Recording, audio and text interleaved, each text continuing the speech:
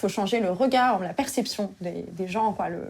Quand ils entendent le mot marocain ou maghrébin, qu'est-ce qu'ils s'imaginent en fait? J'ai l'impression qu'ils s'imaginent percussion, you-you, ça sent bon et on y va, quoi. Ladies and gentlemen, bienvenue dans Trax. Au sommaire ce soir, de Ramallah à Papeete, ces musiciens font la peau aux clichés et prennent leurs pieds en marchant en dehors des clous. Transformée en balayette ou en aspirateur, Kawita fait sortir du placard la femme-objet. Et enfin, l'art numérique vit sa période impressionniste avec Jacques Perconte, l'artiste qui fait bugger tout ce qui bouge.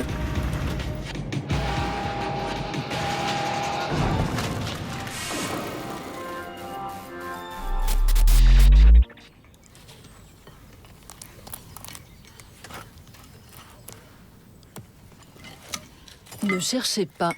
Aucun séjour all-inclusive ne vous emmènera aussi loin que les films de Tim Mielantz. Pour raconter ces histoires, le réalisateur flamand se paie des allers-retours dans son enfance et projette ses souvenirs les plus absurdes sur grand écran.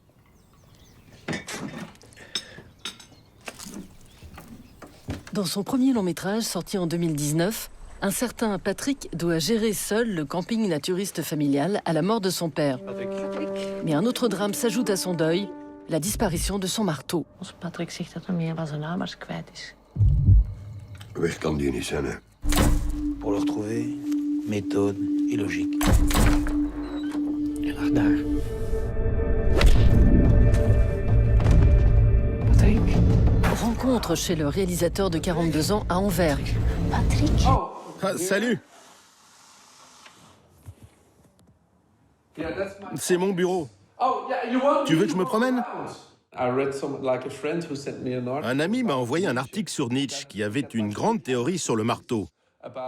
Comme quoi, quand quelqu'un qui construit un meuble perd son marteau, l'absence de ce marteau mène à une profonde crise existentielle. Et c'est ce qui s'est passé pour moi. Très jeune, j'ai perdu mon frère, et ça a été une douleur immense. Perdre une jambe aurait été plus simple à surmonter. Je me souviens que j'essayais d'échapper de n'importe quelle manière à cet horrible sentiment de deuil. Certains tombent dans la drogue, d'autres deviennent accros au travail, et il y en a qui cherchent simplement un marteau. Petit, Tim est tiraillé entre la bourgeoisie du côté de son père, prof de maths à l'université, et le monde ouvrier avec sa mère qui travaille à l'usine. Adolescent, Tim se rêvait pilote, mais c'était avant qu'il ne découvre Béla Tarr, le réalisateur hongrois, dont les films donneraient envie de se pendre à Jim Carrey. Après des études de cinéma, le Flamand sort son premier court-métrage à 26 ans et règle ses comptes avec son rêve d'enfant. Ik wil piloot worden. 25 x 25. Ja, piloot, hè? Piloot, hè? Jongens, droge man. 25 x 25. Rustig, rustig. Boum! 2 ans plus tard, il réalise Duffel, excursion de ski surréaliste dans le désert d'Arabie, où 3 belles sœurs se disputent un héritage.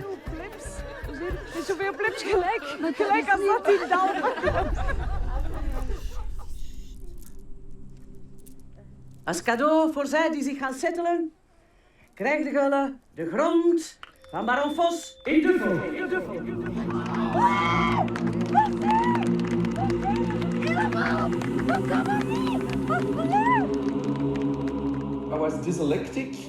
J'étais dyslexique et je me battais avec ça en permanence. Un prof m'avait dit le seul moyen d'être heureux, c'est d'avoir un diplôme, d'aller à l'université. C'est seulement de cette façon que tu feras quelque chose de ta vie. Sinon, elle sera horrible, pitoyable. Et je me rappelle cet homme à tout faire qui dessinait les lignes sur le terrain de foot de l'école. Il profitait de la vie. Il allait pêcher et il faisait rien en fait. Et je me suis dit, waouh, ces mecs sont fantastiques. Ils me plaisent. Je veux être comme eux. Ce sont mes héros. Et pour une raison ou une autre, en Belgique, il s'appelle très souvent Patrick. En 2016, Tim Mielantz est choisi pour réaliser la 3e saison de la série à succès Peaky Blinders, qui raconte l'histoire du gang qui terrorisait Birmingham dans les années 20.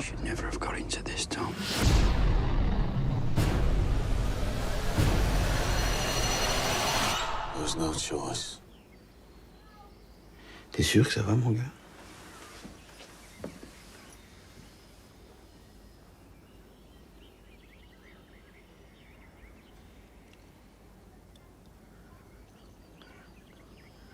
J'ai perdu mon marteau.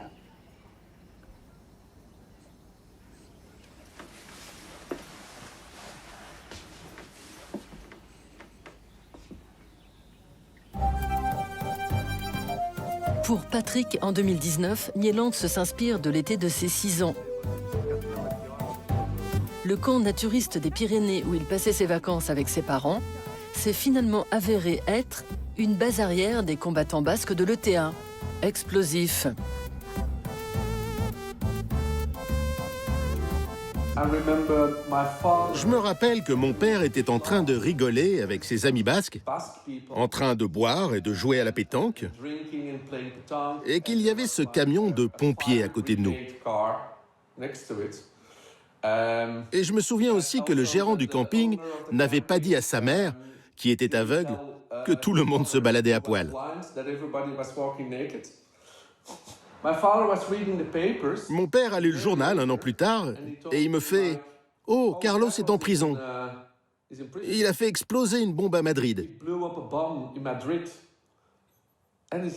Il s'est pris 700 ans de tôle. Tu te souviens du jour de la pétanque et du camion de pompiers ?» Ouais, j'ai dit. Ouais, ah bah c'était lui.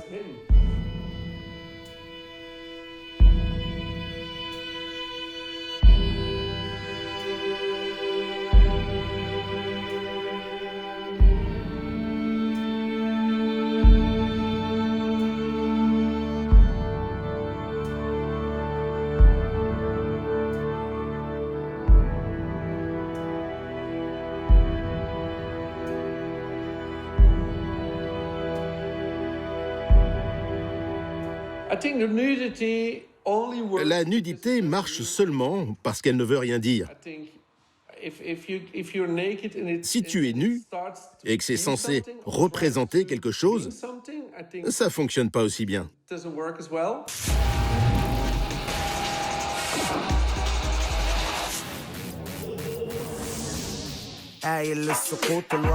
Le samedi soir, le rappeur de 28 ans de Synaptic fait la Java. Une activité tout à fait banale pour la jeunesse du monde entier, sauf qu'ici, on est en Palestine, que beaucoup s'imaginent comme une terre de désolation.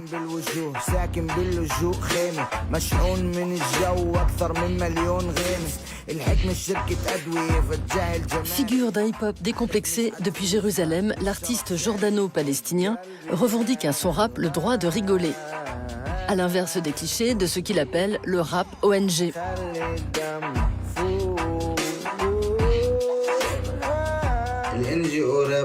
Un rappeur ONG, c'est un rappeur arabe dont les textes sont commandés et financés par des ONG.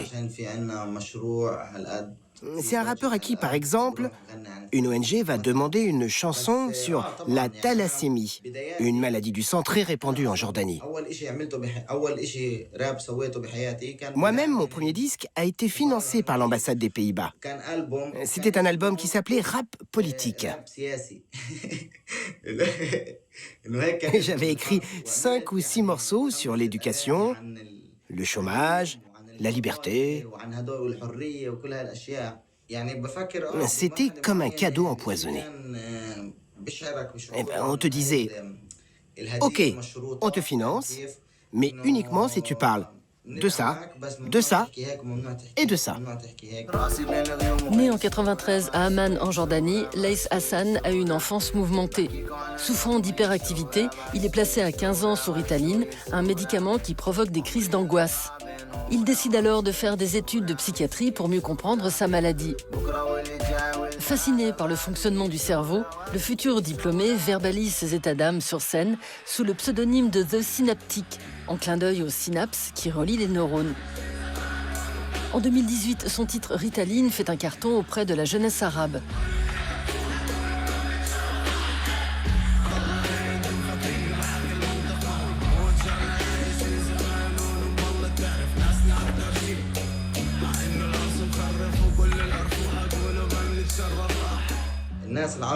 Le public arabe ne veut pas entendre parler de guerre.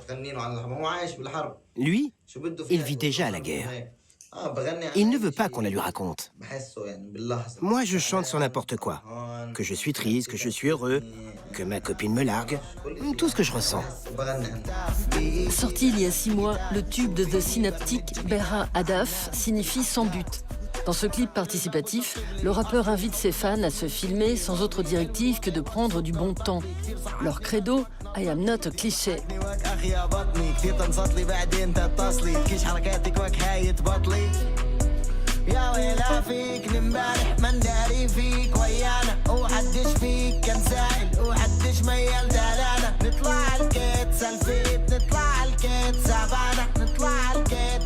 Un jour, je vais à la clinique parce que tu sais, on fait de la pirogue à l'époque.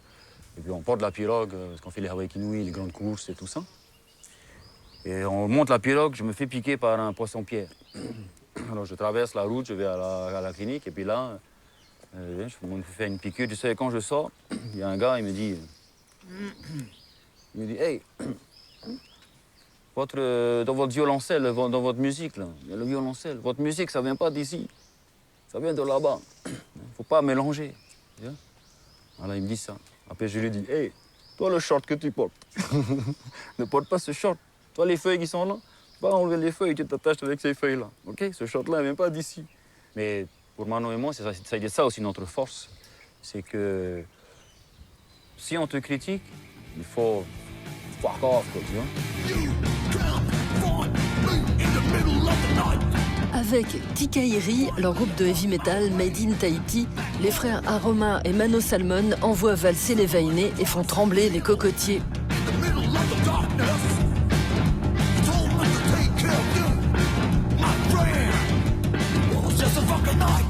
Élevés par leurs parents à Fakarava, un atoll perdu au milieu du Pacifique, Aroma et Mano vivent en totale autarcie entre pêche et culture de copra, la chair séchée de la noix de coco. Dans les années 80, ce film norvégien immortalise cette enfance paradisiaque.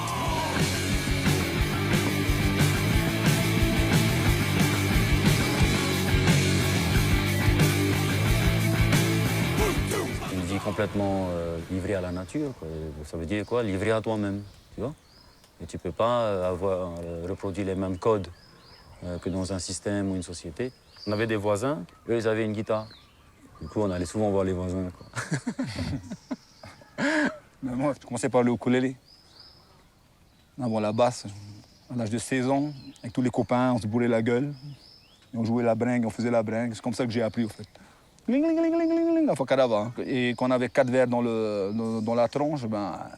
On était inspirés. Voilà, c'est comme si on jouait depuis 10 ans, en fait. Toi. Les doigts, ça glissait tout seul. Adolescents, les deux frangins quittent leur atoll ténu pour Tahiti, la plus grande et la plus peuplée des îles de Polynésie française. En 2007, ils fondent Tikairi, le premier groupe de métal qui chante en pomotu, le dialecte presque oublié de leur archipel.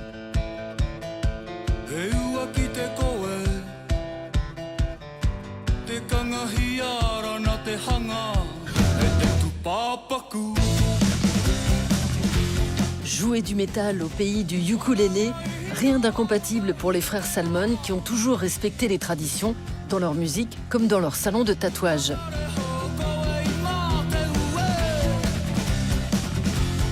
va Thierry? Ça doit douiller comme un peu le dos. Ici c'est vraiment le tiki symbolique, quoi, tu vois, qui chasse les mauvais esprits. Ici avec les dents de requin aussi pour la force. Le grand noir symbolise le respect, quoi, tu vois. Je chante en pomotu et en anglais, ouais. Je sais bien, j'aime bien la langue. La langue, elle est tribale, quoi. C'est comme Sepultura. Des fois, ils chantent en brésilien, ça sonne bien, tu vois, dans sa langue natale. Et ben moi, dans la langue pomotu, c'est aussi puissant, tu vois. C'est différent, beaucoup de cas, c'est tribal, quoi, tu vois. Et ça sonne bien avec le gore metal. À 50 km du spot de surf légendaire de Tiopo, les deux frères rendent hommage à leurs ancêtres sur le Marae, site sacré pour les Polynésiens.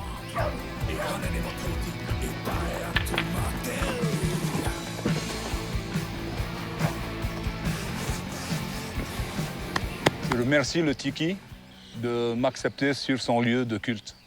C'est le marin, on dit en tahitien. Hein? C'est un respect chez nous. Au début, les gens ils se foutent de nos gueules hein, quand ils entendent nos premières chansons. Oh, bizarre, c'est quoi ces machins, et ci, et ça, c'est quoi le style. On essuie que des critiques. Je peux dire que les gens, ils aiment avoir une idée et rester sur l'idée qui leur plaît. La Polynésie, elle est associée à la Vriné, elle est associée aux plages blanches, la carte postale et tout ça.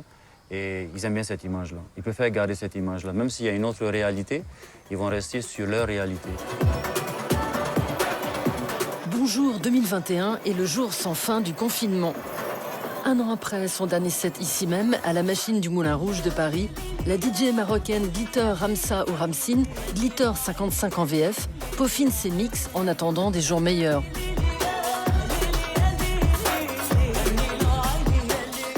Là, tu as le nom du producteur, du coup, Milo, et le titre s'appelle All You Need Is a Tov. Et du coup, en faisant l'édit avec les Shirhat, je l'ai nommé All You Need Is Shirhat. Oui, la Shirhat, c'est l'extension du mot sheikh. Sheikh, c'est quelqu'un qui a le savoir, c'est un peu un chef de tribu aussi. Et les Shirhat, c'est les dames qui ont le savoir de transmettre l'art du chant. Manar Fegrouche, alias Glitter 55, voit le jour il y a 27 ans à Rabat, la capitale du Maroc.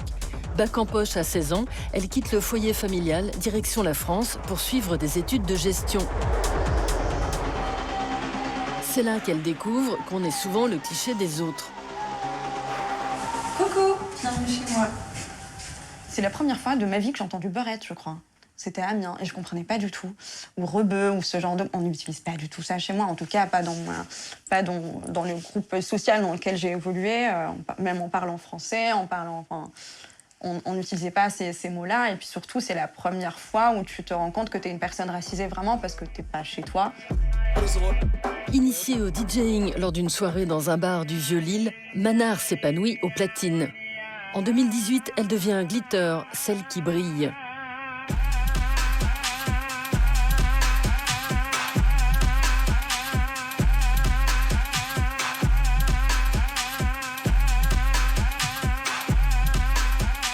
Mélange de techno et de sons traditionnels arabes, la musique de la Marocaine tourne avec elle dans les clubs de l'Hexagone avant les confinements. Glitter refuse pourtant de se plier à la hype des soirées labellisées électro-orientales. Arrêtez. Franchement, faut arrêter. Enfin, on peut pas aujourd'hui, en 2021, encore porter des soirées, mais de colons, quoi. Faut arrêter, quoi. En fait, faut changer le regard, la perception des gens, quoi. Quand ils entendent le mot marocain ou maghrébin, qu'est-ce qu'ils s'imaginent, en fait? J'ai l'impression qu'ils s'imaginent percussion, you-you, ça sent bon et on y va, quoi.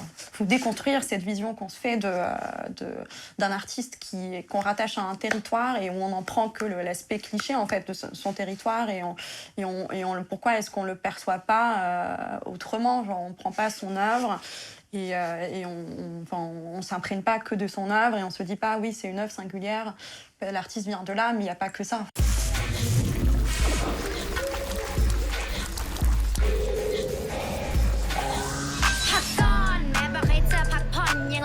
Mathilde, notre reporter aux questions qui décapent, file à son rendez-vous à la galerie parisienne Arnaud Lebec où Kawita Vatanatiancourt expose 3 de ses œuvres. L'artiste de 34 ans se transforme en objet du quotidien des femmes au foyer dans ses vidéos qui font passer Cendrillon pour une planquée. Covid oblige, la performeuse est retenue à Bangkok. On se fait donc une télé-expo avec elle. Hi. Coucou, comment ça va? Dis donc, Kawita, pourquoi tu te prends pour une éponge? Dans cette série, je me transforme en outil ménager. Pendant le confinement, ce travail domestique qui a toujours été abstrait, ignoré, a pris beaucoup plus d'importance.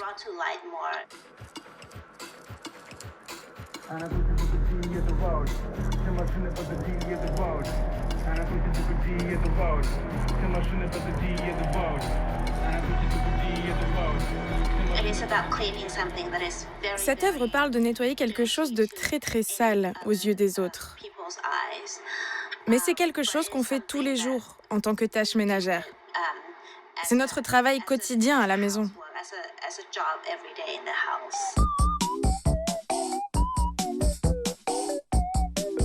Kawita Kawita se fait aider par son frère et, comme ici, sa mère pour réaliser ses performances aussi cruelles que colorées.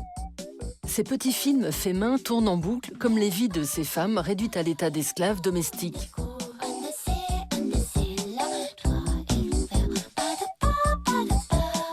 Ces œuvres s'inspirent de la culture de son pays. Cette vidéo fait ainsi référence au dessert à base de glace pilée, très apprécié des Thaïlandais.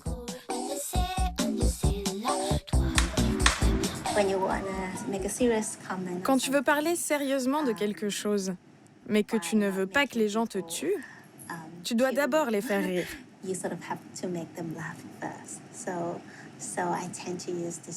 C'est pour ça que j'utilise ces couleurs et ces mises en scène rigolotes pour parler de sujets très sombres.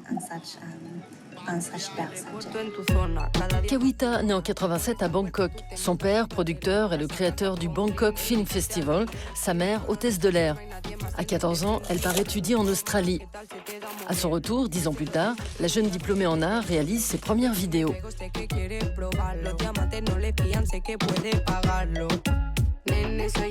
Contrairement aux femmes objets surexposées, la femme outil qu'incarne Kawita travaille dans l'ombre. En 2019, elle réussit à faire diffuser sa série de vidéos Performing Textiles sur les dalles publicitaires de Bangkok.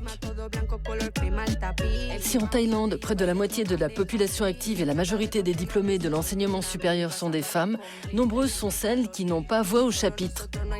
Pour sa série Performing Textiles, Kawita a visité les ateliers de confection de la fast fashion, histoire de mettre en lumière les conditions de vie de ces travailleuses invisibles.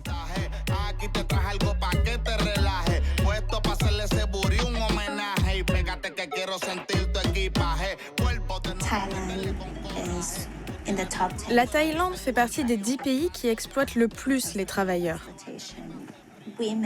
Les femmes sont les plus mal payées.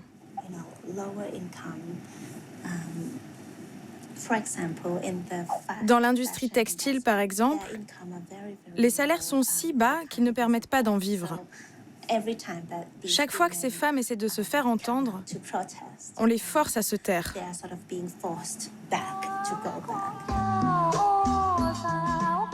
Dans NIT, réalisé en 2019, Kawita Vatanathiancourt se métamorphose en aiguille à tricoter.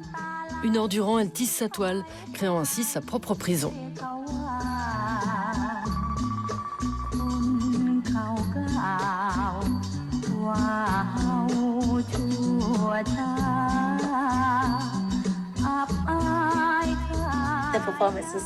La performance était très violente.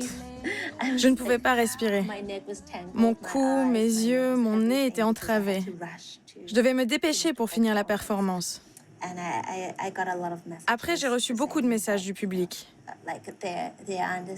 Ils m'ont dit qu'ils comprenaient, qu'ils pouvaient voir ce que ça faisait d'être exploité, d'être forcés à être des machines.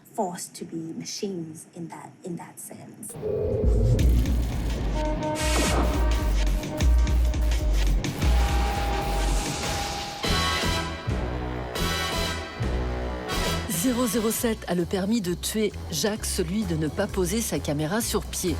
Pour lui, le cinéma, ça décoiffe, et plus la pêche est musclée, mieux c'est.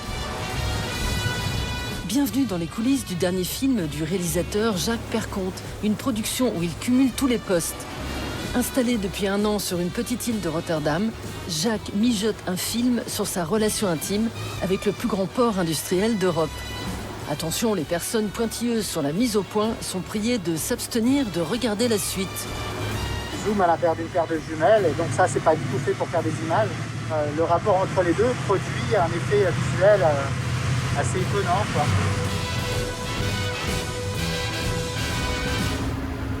Et voilà le travail.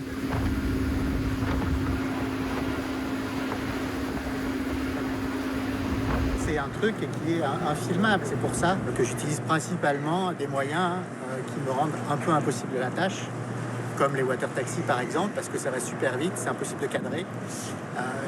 Donc du coup, on loupe tout, on voit rien.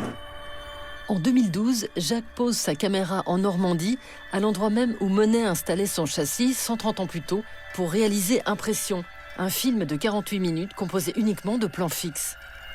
Avec ce tableau vidéo, Perconte poursuit le rêve des impressionnistes, proposer un regard neuf sur le monde.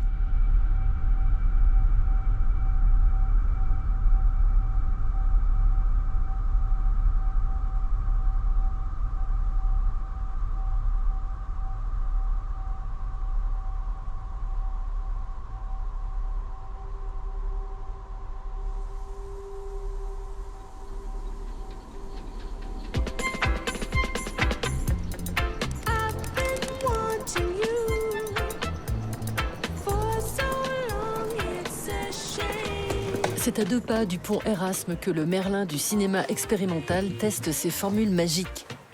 Perconte travaille les pixels comme le peintre ses pigments. Sur son cahier, il note les paramétrages de chaque compression. Ouais, ça, c'est les films, les scénarios des films. Et donc, les compressions, c'est tout le temps des histoires. Je me note des petits chiffres un peu partout. C'est quand même une super base scientifique quand même. Ouais. Pas du tout. Ah bon? Non, parce que ce que je note, en fait, c'est les trucs que je fais. En fait, je fais des essais et je note les chiffres de mes essais. Tu vois, je trouve quelque chose et je me note le quelque chose pour pas le perdre. J'ai mon plan de forêt, ici. Ça, c'est les paramètres de compression que je vais appliquer à la vidéo. Ah, très visuel. C'est en train de compresser le fichier. Et donc, il y a vraiment une dégradation progressive de l'image. Et puis après, j'ai mis un bateau de pêcheurs dans la forêt.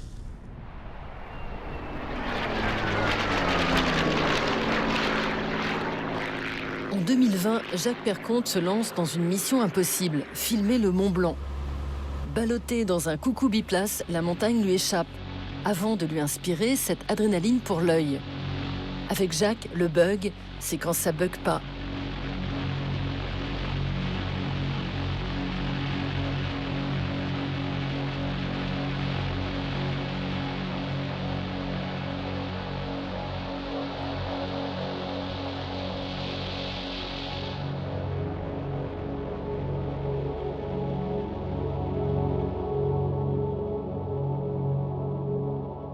Il y a quelque chose qui m'a beaucoup marqué qu'un alchimiste a dit. Il a dit que l'alchimie, c'était faire rentrer la lumière dans la matière. Parce que depuis le début, j'ai cette idée de travailler sur le voyage de la lumière à travers la matière, en fait. À travers les différentes matérialités, à travers les différents dispositifs technologiques qu'elle traverse. Tout ce qui se passe plastiquement dans mes images, c'est le résultat de ce que j'ai filmé et du mouvement qui est pris du réel par ma caméra qui est aussi en mouvement. Et donc tout ça explose. Et en fait, c'est cette manifestation-là que je raconte. C'est cette explosion-là. Né en 1974 à Grenoble, fils d'un ébéniste d'origine sicilienne et d'une commerciale bordelaise, Jacques grandit dans le sud-ouest. À 12 ans, avec le caméscope des parents d'un ami, il réalise son premier film et ses premières prouesses en matière de bricolage vidéo. Une culture du détournement des outils qui ne le quittera plus.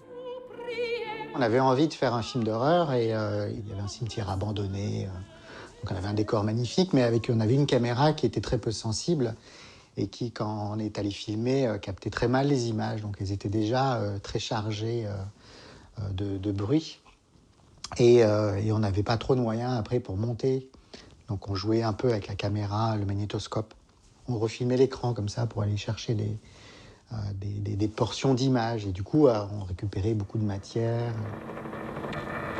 En 1997, alors étudiant en arts plastiques à Bordeaux, Perconte obtient un accès privilégié au premier ordinateur de la fac et réalise cette monobande en quête de ce qu'il appelle le corps de l'image numérique. Au même moment, les premiers échanges illégaux de films ultra compressés avec leurs images dégradées lui apparaissent comme un trésor. Convaincu de détenir l'arme d'une nouvelle révolution plastique, il réalise le radical Ouaouen et se fait remarquer par les réalisateurs avant-gardistes Jean-Luc Godard ou Léos Carax.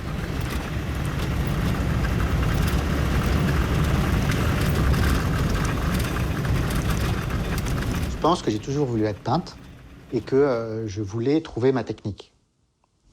Bon, c'est pas vraiment de la peinture, c'est du cinéma, mais peut-être que je suis peintre. Avec ce film, Perconte trempe littéralement des oiseaux dans l'or du peintre viennois Gustav Klimt. Diffusées dans des salles de cinéma, mais aussi des galeries d'art ou des musées comme le Centre Pompidou, ces œuvres se jouent aussi en live aux côtés de musiciens comme Jeff Mills ou Air. Auteur récent d'un opéra vidéo adapté de Faust de Berlioz, Jacques Perconte dilate le temps comme les images.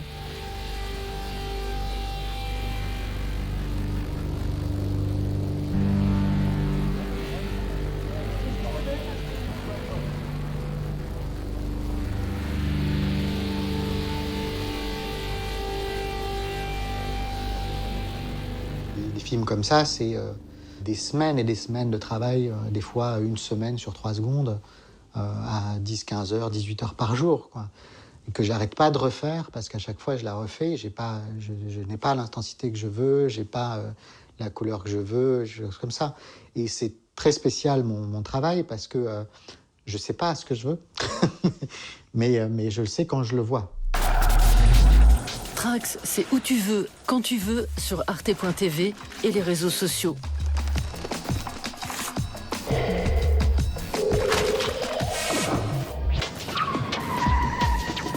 Voilà, bobine géniale.